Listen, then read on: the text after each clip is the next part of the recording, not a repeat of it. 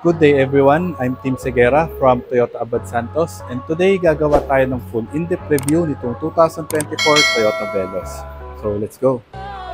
What's in front of you is our 2024 Toyota Veloz 1.5V CVT variant.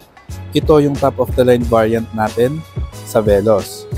And meron pa tayong dalawang variant which is yung E and G variant natin. At itong Veloz is available to in 4 colors. Merong dark red mica metallic, black metallic, platinum white pearl mica, and may additional lang na 15,000 sa platinum white. And itong asa harapan nyo ngayon is yung purplish silver mica metallic. And ang SRP nitong Veloz V is 1,295,000 pesos. So wag na natin patagalin, i-check na natin yung exterior and interior niya. Nasa akin yung susi niya. Ito siya. Itong Veloz is equipped na to ng smart entry. So, kailangan lang i-touch mo lang yung ridges dito sa pinto. And meron na rin siyang paddle lamp. So, try natin. Ayan, auto-folding din yung side mirrors niya.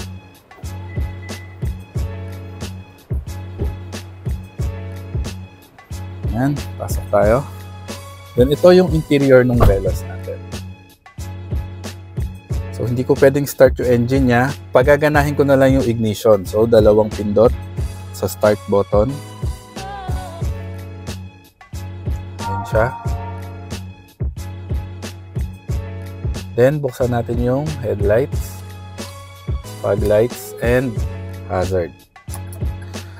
Yung 4 windows niya is electrically powered pero yung driver side lang yung automatic up and down. Then, buksan na rin natin yung engine bay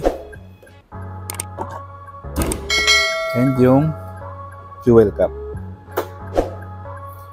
Ito yung engine ng Veloz. It is a 1.5 liter inline 4-cylinder, 16-valve, double overhead cam, dual VVTi engine.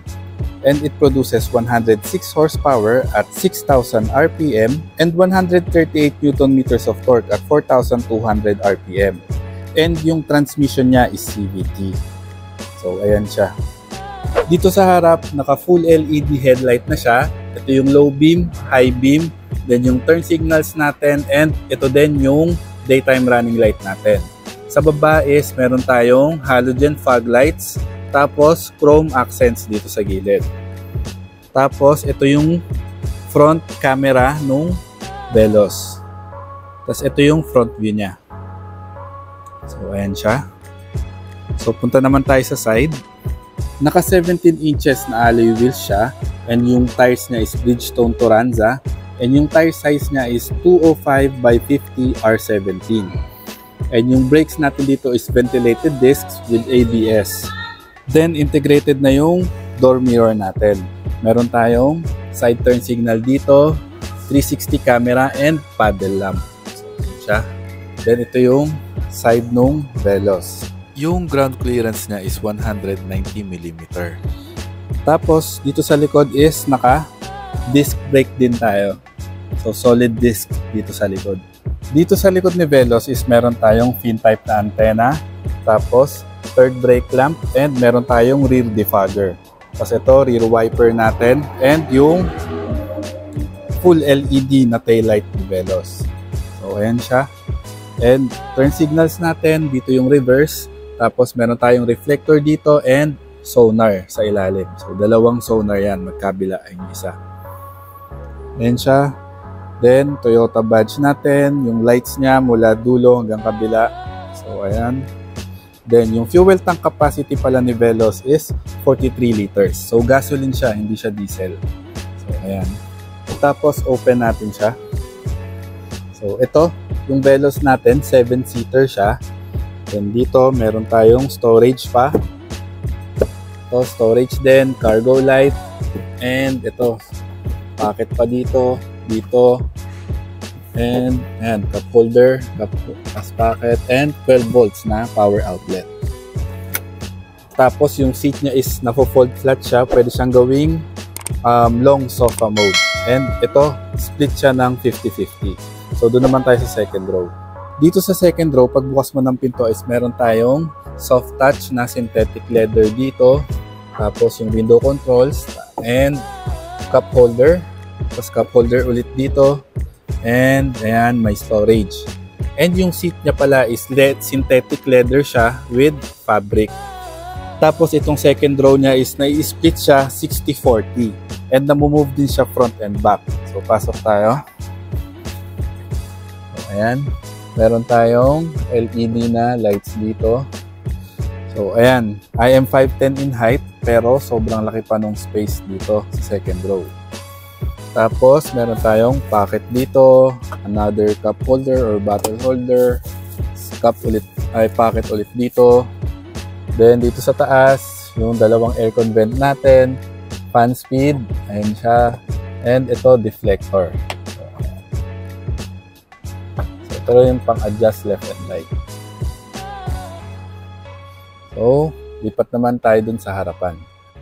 Meron pa pala tayo dito sa likod na dalawang USB Type A. Tapos, yung tunnel niya is sakto lang. So, medyo may tunnel lang siya dito sa gitna. Tapos pala, napansin ko yung chrome niya simula sa likod hanggang dito sa harapan. Pasok tayo dito sa harap. So pagbukas mo ng doors is meron tayong soft touch na synthetic leather dito. Ito yung window controls natin, window lock. Tapos yung side mirror controls, naka-auto folding din siya. And ito yung pang-adjust niya. Tapos meron tayong parang carbon fiber dito, silver accents. Ito yung pambukas ng pinto. Ayan, plastic dito. Then naka 6-way na manual adjustable tayo na upuan. Synthetic leather din yan and fabric yung seats natin. So, pasok tayo. Patayin natin yung headlight and yung hazard. Tapos, check natin yung horn. Siya. Then, sara natin yung window. Ito yung interior nung Veloz natin. Ayan siya. Dito sa left side is meron tayong tweeter, aircon vent na may silver accents dito, bottle holder, tapos yung buttons for auto high beam, tapos pre-collision detection and traction control. So yung camera pala ng pre-collision detection is andito siya. So camera yan and kasama siya sa Toyota Safety Sense. So equipped na rin itong vehicle na to. Then, ito yung electronic power steering wheel niya. Leather din siya. And dito sa left side is yung controls natin para dun sa TFT display natin. Tapos yung trip A, trip B, back. Tapos ito yung voice command. Tapos ito yung sa camera, volume up, volume down. So, pinindot natin yung camera. Yan, as you can see, equipped na siya ng 360 camera. Then ito yung reverse camera, pindutin natin siya ulit. Ito yung sa side. Isa pa, yan yung sa harap na camera. Then, dito sa kabilang side ng steering wheel natin is yung sa radio controls. So, ayan siya yung mode. Then itong drive is pag nilong press ko siya, ayan, naka-eco mode siya, lumabas siya dito. Then, pag pinrest ko lang siya ng once, ayan, matatanggal yung eco. Short press, giging power siya. Ayun, lumalabas yung power dito. So, ayan. Then, ito naman yung digital na instrument panel niya. So, i-check na natin. Dito sa left side niya is meron tayong, ito yung sa lights niya, sa temperature, sa seatbelt. Then ito yung digital na instrument panel. Then yung meron tayong outside temperature, trip A, trip B natin.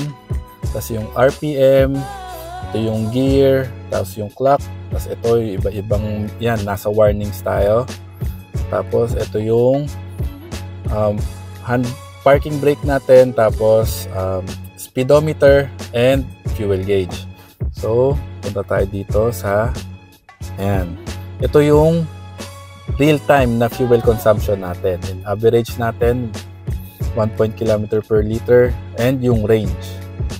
Tapos ito yung sa Toyota Safety Sense. Ito yung may pre-collision detection. Ito clock and date. So, Yan.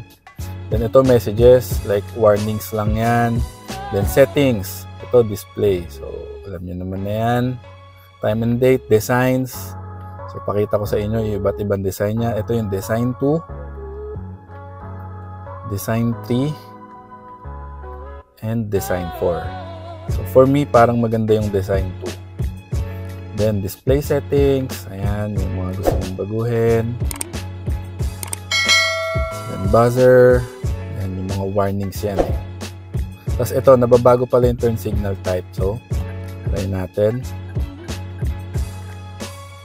Ayan, ito yung tone 2. Tone 3. Ayan, ewan ko lang kung naririnig nyo, pero nababago rin yung tunog ng signal light natin. Sobrang galing. Then, notification date settings. Ayan, tapos vehicle settings. Ito, sobrang dami. So, ayan. Welcome lamp. Maintenance settings, ayan, parang reminder lang yan. Oil, reset, yan, language. So, ayan. So, functional naman and very basic din. And makikita mo lahat ng kailangan mo dito sa instrument panel natin. Then, dito naman tayo sa gitna is yung ating infotainment. So, meron siyang Apple CarPlay and Android Auto. Pero, hindi siya wireless. So, need mo pa ng wire para ma-access mo yung Apple CarPlay and Android Auto. And dito sa baba is, meron tayong hazard button and aircon vent. And ito naman yung air condition controls natin. So, ito yung fan speed. And ito yung AC off, AC on. Recycler, tapos rear defogger. Ito yung temperature. So, naka-single zone tayo dito sa Veloz and Auto.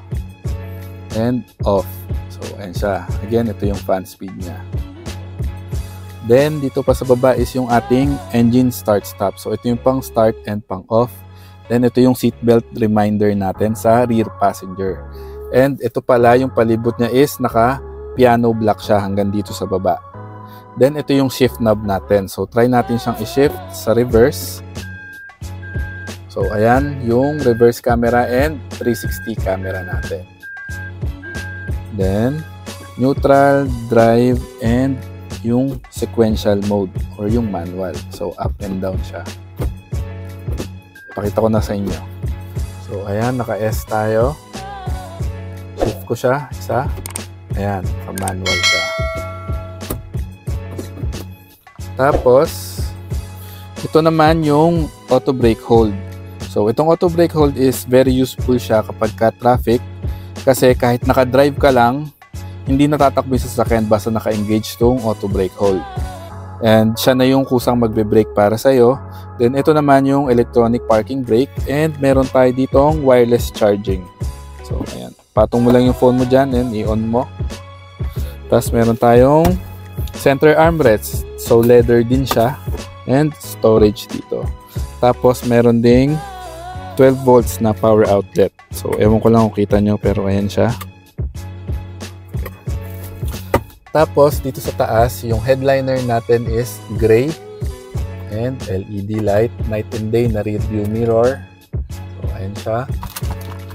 And meron tayong, wala tayong vanity mirror pala dito.